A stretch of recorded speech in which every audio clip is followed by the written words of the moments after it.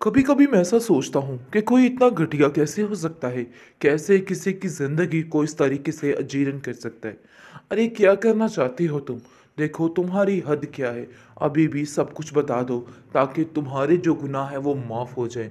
लेकिन मुझे नहीं लगता कि तुम इन बातों को समझ सकती हो और ना ही तुम समझ पाओगी, क्योंकि तुमने ठेका ले रखा है हर एक को तकलीफ देने का, हर एक को नुकसान पहुंचाने का।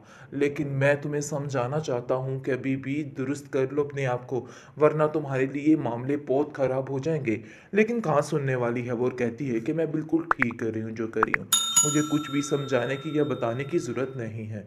इसलिए बेहतर यही है कि अपने दिमाग को तुम दुरुस्त कर लो और तुम ये बात जितनी जल्दी हो सके समझ जाओ कि तुमने नेयाब के साथ मिलकर जो गेम बनाई है तुम उसमें कामयाब हो चुके हो। इस पर वो कहता है कि अपनी बात दूसरों पर थोपना बंद कर दो। जब तुम्हारा राज खुलेगा तो फिर सबको अकल आ जाएगी कि वाकई में मैं सच कहता था। लेकिन ये फिलहाल आप देखेंगे कि नेयाब के पास कोई ठिकाना नहीं रहा। नेयाब को ना कोई इधर रहने दे रहा है और ना कोई उधर रहने दे रहा है। लेकिन दादी उसका साथ अभी तक दे रही है और कह रही है कि किसी को कुछ भी बोलने की ज़रूरत नहीं है। मेरी नेयाब ने कुछ भी गलत नहीं किया है और ना ही मैं किसी को इजाज़त देती हूँ कि अंदर कोई भी कुछ बोले, ताकि मेरी बेटी के ऊपर किसी ने उंगली उठाई तो मैं उसकी उंगली तोड़ के रख दूंगी। और आप देखेंगे कि तानिया जो है वो कहती है कि अभी भी आंटी कुछ नहीं बिगड़ा है। मैं आपको कुछ कहना चाहती हूँ, आप मेरी बात को समझ तो रही होंगी। काश आप पहले ही ये काम कर देती, जल्दी से इसने आपको इस घर से निकालिए ताकि मामला सारा ठीक हो सके। इस पर आप देखेंगे कि काफ़ी हैरान होती है कि इतनी टेंशन वाली बात है इस लड़की को अपनी ही पड़ी हुई है। लेकिन वो खामोश हो जाती है और कहती है कि मैं बाद में इस बारे में सोचूंगी, अभी मुझे इस बारे में बात नहीं करनी। इस पर तानिया कहती है कि आपको सोचना होगा और वो करना होगा जो मैं करना चाहती हूँ, क्योंकि आप ही मेरे साथ हर चीज़ में शामिल थी और इस बात में भी आपको शामिल होना पड़ेगा। बेचारी थक हार कर सोचती है कि क्यों ना अपनी दादी के पास चली जाए ताकि उसको थोड़ा सुकून हो जाए। लेकिन कहीं ना कहीं वो जानती है कि उसकी भाभी उसके साथ कैसा सलूक करेगी।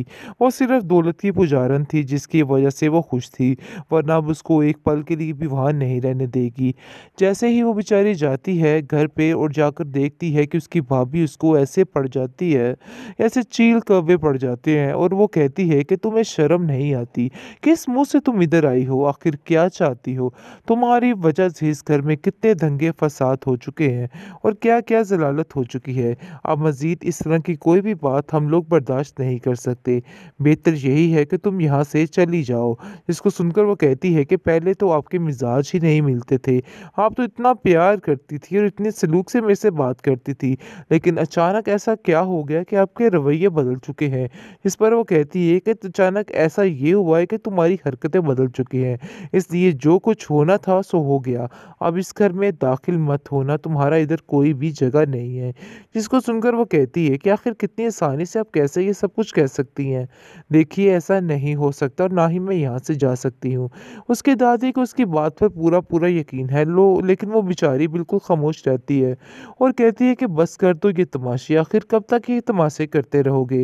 लेकिन आप देखेंगे कि दादी बेचारी की बात कोई भी नहीं सुनता है, बल्कि दिक्के मारकर नयाब को वहाँ से बाहर निकालने की प्लानिंग शुरू हो जाती है। इस पर दादी की तबीयत भी काफ़ी ज़्यादा ख़राब होने लग जाती है और बेचारी के पास कुछ भी नहीं रह जाता है। ऐसा लगता है कि नायाब को कि वो बिल्कुल अकेली रह चुकी है। हर कोई हर तरफ से उसको ठुकराता जाता है और वो बेचारी अकेली ही हर चीज़ का मुकाबला करती रहती है। दूसरी तरफ ज़ावियार भी अपनी ज़िंदगी में खुश नज़र आ रहा है और उसको ऐसा लग रहा है कि जैसे सब कुछ ठीक हो गया है जिस दिन के नियाब उसकी ज़िंदगी से निकल चुकी है। बेहतरीन ड्रामा सीरियल दिल के इस एपिसोड में आप देखेंगे कि अब जाकर समझ आ चुकी है बेचारी नायाब को कि उसको किसी का साथ नहीं मांगना चाहिए, जिस पर वो जुनैद से साफ साफ कहती है कि आपने आज तक मेरे लिए बहुत कुछ किया है, बेशक एक भाइयों से बढ़कर किया है, लेकिन मज़ीद मैं आपकी ज़िंदगी को इस तरह से बर्बाद नहीं कर सकती। मैं जाऊंगी और जाकर जावियार से दो टोक बात करूंगी और इसको बताऊंगी कि आखिर असल हकीकत क्या थी, और ये सारा कुछ मैं बात शेयर करूंगी और हैदर को भी वापस वापस लेके आऊँगी। लेकिन जैसे ही अब देखेंगे कि वो बेचारी जाती है और जाकर ज़ावियार से बात करना चाहती है, लेकिन कोई भी इसको आगे नहीं होने देता। और बात ये है कि जवेरिया जो है वो आगे आ जाती है और कहती है कि तुम यहाँ से आगे नहीं बढ़ सकती। यानी कि तरह-तरह की बातें उस पर करती है और तरह-तरह ज़लील करने की कोशिश करती है और कहती है कि तुम्हारी हिम्मत कैसे हुई? तुम जैसी लड़कियाँ इतनी बेधड़क होकर कैसे ऐसी बातें कर लेती है? बहुत ज़्यादा उसकी यानी कि इज़्ज़त नफ्स को ठेस पहुँचाती है तो एक थप्पड़ उसके मुँह के ऊपर मार देती है नायाब और कहती है कि तुम्हें शर्म आनी चाहिए। मैंने तुम्हें पहले भी समझाया था कि तुमने जो हरकत की है बहुत गलत की थी, लेकिन दोबारा तुमने वही काम किया है। दोबारा मुझे इसी तरह से तुमने ज़लील करने की कोशिश की है। अब मैं तुम्हें बर्दाश्त नहीं करूँगी। जिस पर आप देखेंगे कि उसकी माँ कहती है कि तुम्हारी हिम्मत कैसे हुई ये सारा कुछ करने की? मुझे तो समझ ही नहीं आ रही कि आखिर तुम ऐसा कैसे कर सकती हो? आगे से आप देखेंगे कि तानिया खड़ी होती है और कहती है कि तुम अंदर नहीं आ सकती हो। ज़ावियार से तो मिलना नामुमकिन सी बात है। निगार भी ढाल बनकर खड़ी हो जाती है तानिया की और कहती है कि तानिया बिल्कुल ठीक कह रही है। उसको दिखे देकर इस घर से बाहर निकालने की कोशिश की जाती है, जिस पर सब लोग मिलकर यही कहते हैं कि इस औरत को यहाँ पर नहीं आने दिया जाएगा। इस पर आप देखेंगे कि उसको इस घर से बाहर निकाल दिया जाता है। बेचारी दर-बदर की ठोकरें खाती हुई नज़र आती है। उसको समझ ही नहीं आ रही कि वो क्या करे। लेकिन बेचारी थक-हार कर सोचती है कि क्यों ना अपनी दादी के पास चली जाए ताकि उसको थोड़ा सुकून हो जाए। लेकिन कहीं न कहीं वो जानती है कि उसकी भाभी उसके साथ कैसा सलूक करेगी।